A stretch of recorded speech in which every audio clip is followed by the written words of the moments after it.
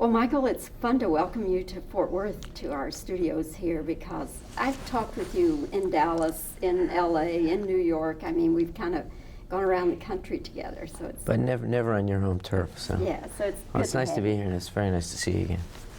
For love or money, Mm-hmm. I enjoyed it a lot. Oh, thank you. Yeah, it's real enjoyable film. It's that's the intention. It's you know, it's supposed to be a film that just kind of makes you feel good, makes you want to, you know, take your girlfriend out for dinner, and you know, it's a fable, it's a fairy tale, and hopefully funny as well. So. You play a concierge, and people like you and me who spend a good part of our lives in and out of hotels have probably had some experiences with concierges. Did you talk to some people who make their living that way? Absolutely. I spoke to some people in New York and also in Los Angeles. I didn't do research in the sense that I didn't go and make reservations for people and you know, help them find a place to buy a brooch for their wife or anything. But I just wanted to basically talk to them about what I knew was in the script and say how feasible is this, and I was really surprised that the most far-fetched aspects of the script, in fact, you know, had some basis in reality, that they are asked to do incredible things, and they have a real style and a kind of this kind of ingratiating manipulation that they use. It's really incredible. I wondered about the scene where he's out on the street making the ticket exchanges and buying the tickets and all. Well, I think that scene, that's one of my favorite scenes in the movie, which is a scene where he meets the other concierges in Central Park and kind of bamboozles them out of all their great tickets for the theater and sporting events, and he does this to them every time, and they have no idea how he does it. I don't know that per se ever happens, but I think that it's a metaphor for, you know, it's just kind of it's a way to kind of show that exists on some level in a really cinematic way. But they do have relationships, all of them, and they do have relationships with the restaurateurs and the maitre d's and the shop owners and the tailors and all of those things, and they're relationships that are important to both sides, because you know, if you own a jewelry shop and you're near a big grand hotel, you want that hotel to be sending people to you. So in a way, these guys that are, you know, kind of lower echelon hotel employees on some level are actually real power brokers. And they do take a little money under the table. Oh yeah, tips are appreciated, and they the way that, you know, talking to me about tips, some of the things that I heard. For example, if a concierge is at his desk and you were to come up to him from out of town and want I wouldn't know what the Dallas equivalent would be, but if you wanted a seat at or a table at a great restaurant, last minute, there's no way you can get it, and you walked up and you gave the guy $200, and you said, I really want this table.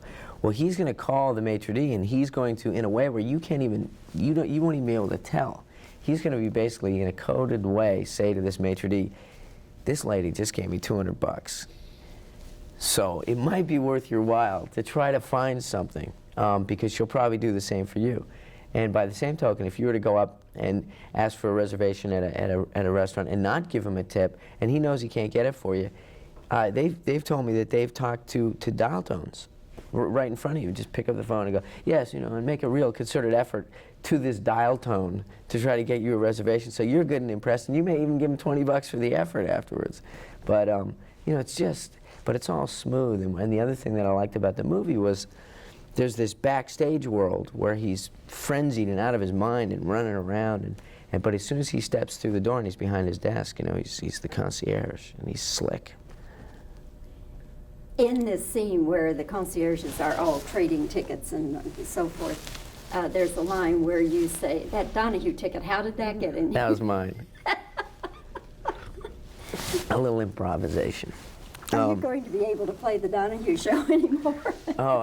Phil is an old friend, and I've done the show a few times, and yeah, I mean, I think that's why I was able to say his name, because I don't know Sally Jesse Raphael that well, so. Although that's pretty funny. How did that Sally Jesse Raphael, it wouldn't work. Donahue, You know what it is. Oprah shoots in Chicago, wouldn't have worked. But, you know, those freebie tickets. Someone like yourself, Michael, major star, when you are in a situation, restaurant or whatever, where you're expected to tip, do you find yourself over-tipping simply because you're Michael J. Fox? You do, because I've been in towns where I've been the guest of somebody else, for example, and I don't even get the check. And then I'll hear on the radio the next morning that I stiffed the waiter, and I'm thinking, damn, that, you know, so-and-so business associate that took me out to dinner last night because he didn't tip and I get nailed for it.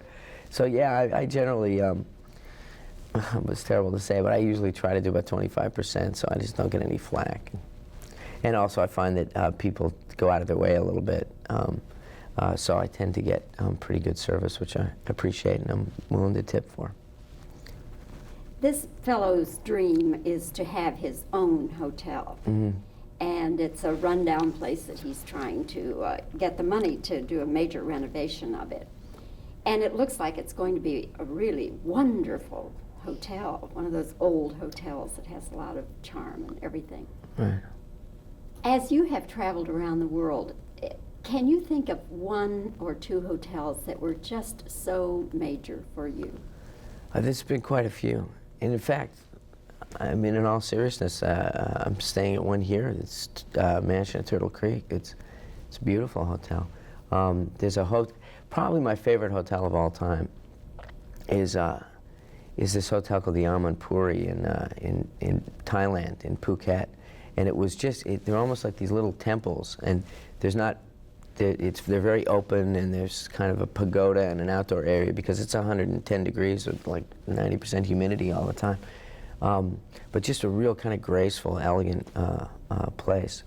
But like I said, I've been in so many hotels that they all run together. The Plaza Athénée in Paris is a beautiful hotel. The Holiday Inn in Lubbock, I find is.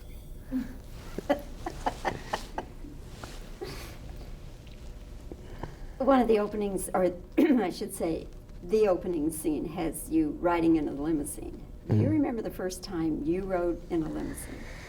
Yeah, I do actually. I was on my way to meet the affiliates in the first season of Family Ties, and I was just the classic first time in a limousine type guy. I was doing the divider and the windows and whoa, and you know, checking out the radio and looking in the ice tray and just kind of going hog wild on it.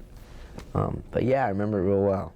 That was the first time. Up to that point, I'd never gone to a wedding or anything where I'd been in a limousine. Did you stand up and look through the window? Oh, I stood up and I can stand up in limousines. I can stand up in cars. I have, in fact, I don't think I've ever bumped my head on anything.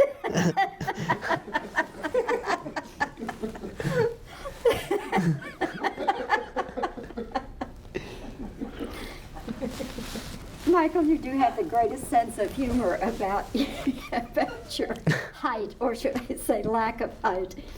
Have you always had a sense of humor about that, or did you go through painful times? I don't know. Maybe in some kind of subconscious way I might have when I was younger, but I really don't think so. I've just always had an attitude that there are things that you can do something about, and there are things that you can't.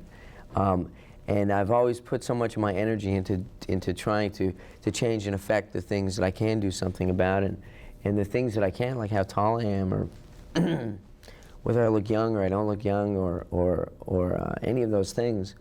I just never thought about it much. And I think that my reward for that in some kind of karmic way has been that it's always worked to my advantage, that I was able to start working professionally in the United States because I'm Canadian on a special ability visa, because I was able to, producers were able to hire me in situations to play 14-year-olds or 15-year-olds or 16-year-olds when I was a legal adult, and I was able to skirt child labor laws and all of that stuff. So, it's always kind of, worked to my advantage. I've never really thought about it. I also think that it's made me resilient in that I played sports a lot growing up. I played hockey and all that stuff, and you get kicked on your butt enough, it's the fear of it starts to go away. You just learn how to get up and go back at it again. So I think it made me a little tougher, and no, I just like it. You know, it takes less time to iron my pants and all that. Like I iron my pants.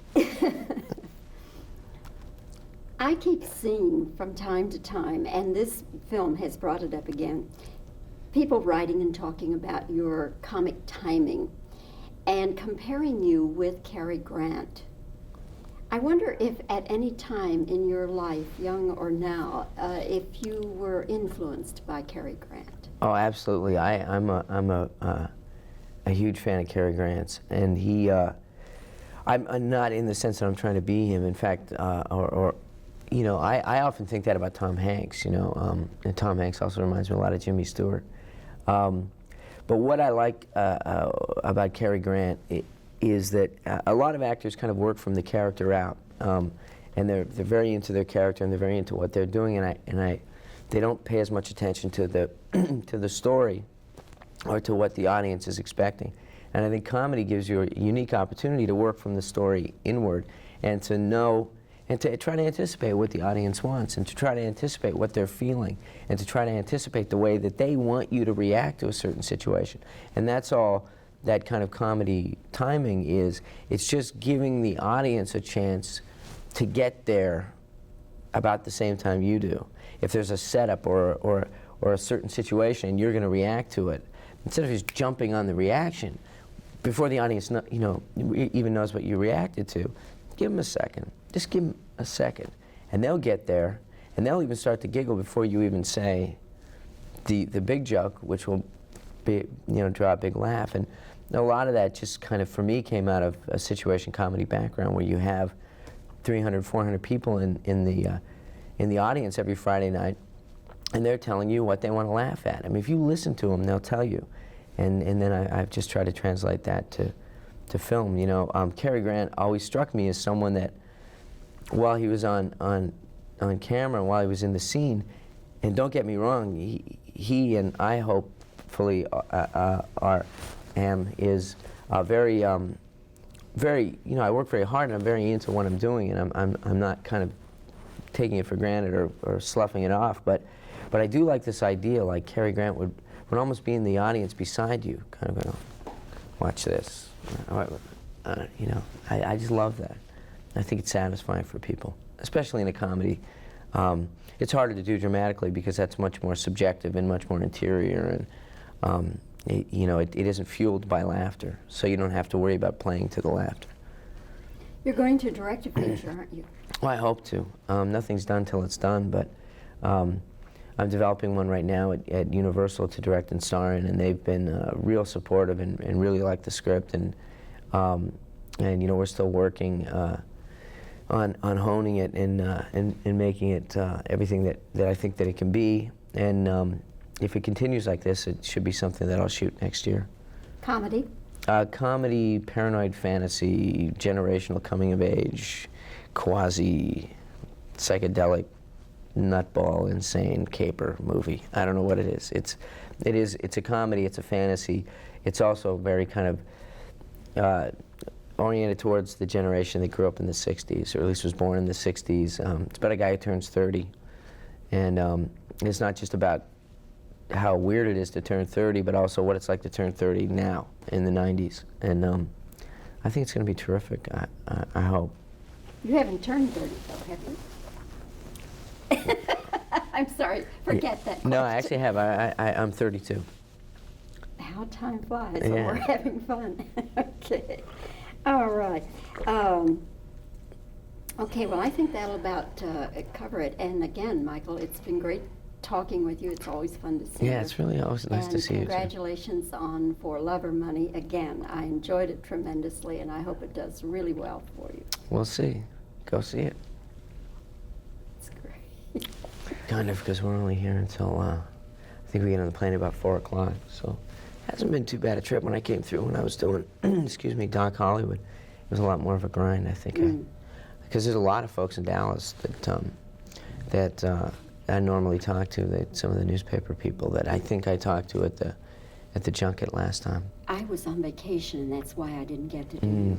I was on vacation. Oh, this is better. I Yeah. should come to you. You don't need to be tearing all over the country. Okay.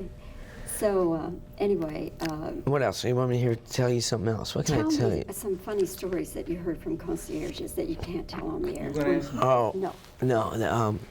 Well, there's a lot of the, the thing about, when you're doing interviews about what concierges ask for, there's a lot of, the rubber ladies and the 14, hula dancers and the, all of that bizarre stuff that goes on. And I asked them, I said, seriously, tell me the truth. Do you do this, stuff for a traveling businessman? And they said, yeah, not that many people ask for it, but the people who do are, just real matter of fact about it. And he said, it's real bizarre. It really is like, I need a 3.5-foot woman with a pony, and do you have? I need a tub of Mazola and a chandelier, please. And it's a pretty weird job, but they're great. And I bought them dinner. I bought a few of them dinner and stuff, and they really liked that. And it was a good time. It was a good time talking to them. But I couldn't really do like some kind of research things like where I can go and hang out with them, especially like when I did Doc Hollywood, and I could go to the medical center and just put the mask on my face and just cruise around. But people would think it was weird if they came up in it, to the concierge desk, and there I was. Can I direct you to a movie? You'd like to rent a movie, Back to the Future? Bob, that should do it, shouldn't it?